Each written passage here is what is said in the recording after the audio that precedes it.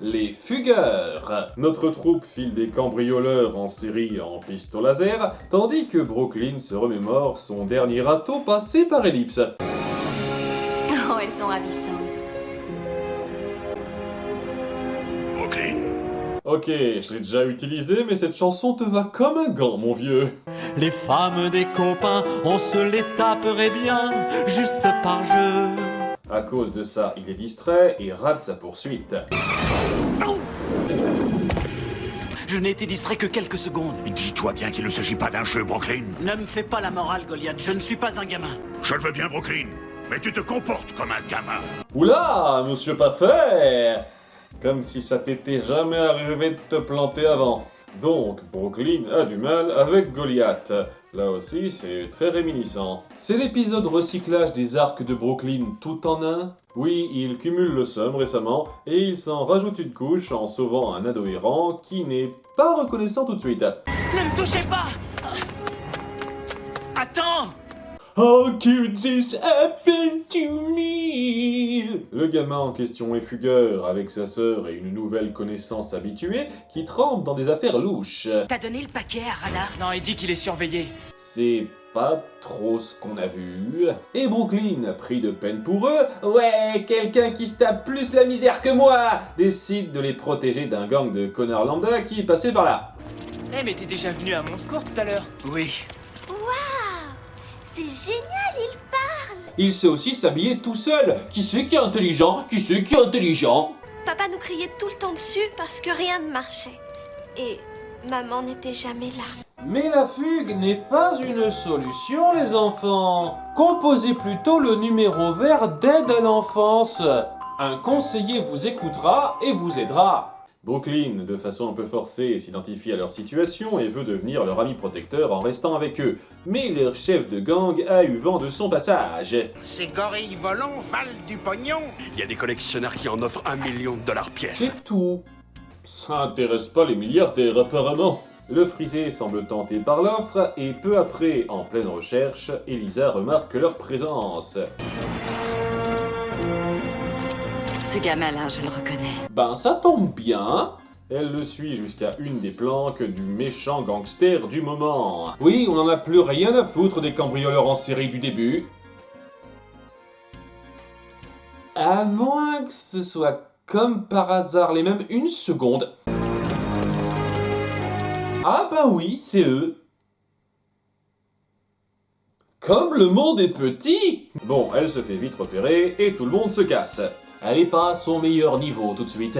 La nuit tombée, il est face au chef de gang teasé depuis le début de l'épisode.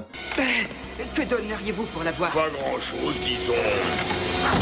Rien que ta vie. Putain, il a morflé avec l'âge, le capitaine Haddock. Ainsi, le frisé délateur, qui s'appelle Kenny, C'est Kenny. Verlan, appelle sa petite bande pour attirer la gargouille dans un piège.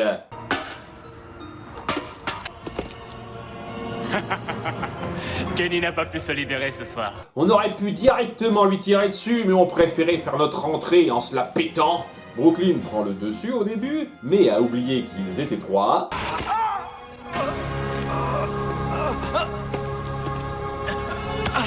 Donc il est capturé. Roussi et Roussette n'ont d'autre choix que de s'enfuir.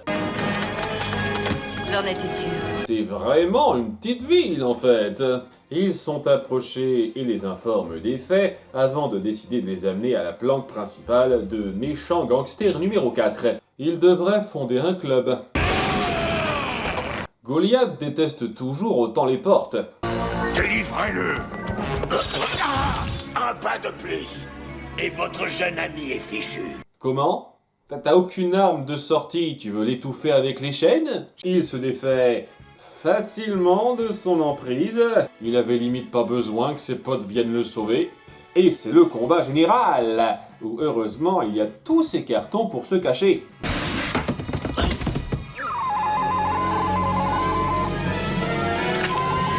Eh ben, une chance que ce fusil mette 30 secondes à charger son tir. Et que ce type soit myope. C'est un peu un gang de merde. Bref, ils sont maîtrisés, et quant au chef...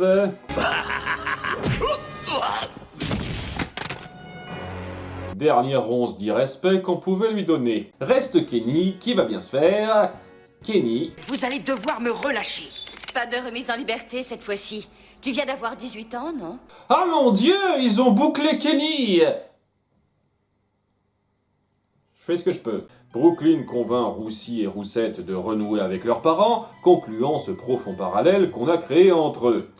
Souvent, ceux qui se montrent les plus durs avec nous sont aussi ceux qui ont le plus d'affection pour nous. C'était mignonnet. Pour autant que je blague dessus, je respecte totalement l'idée de vouloir atteindre le problème des enfants fugueurs. On illustre même un cas où ça va trop loin et c'est plus difficilement récupérable. Mais la menace centrale est vraiment Osef, et on force assez grossièrement le lien avec le protagoniste du jour.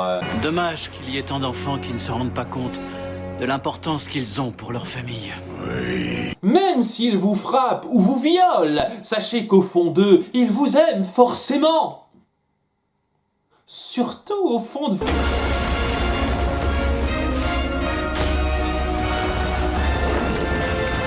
Eh bien, il ne te reste plus qu'à leur rappeler qui sont leurs véritables amis. Quand je pense à tout cet oxygène que ce Bachibouzouk a consommé... Oula, monsieur parfait! Comme si ça s'était... Comme si ça s'était... Putain. Comme si ça s'était...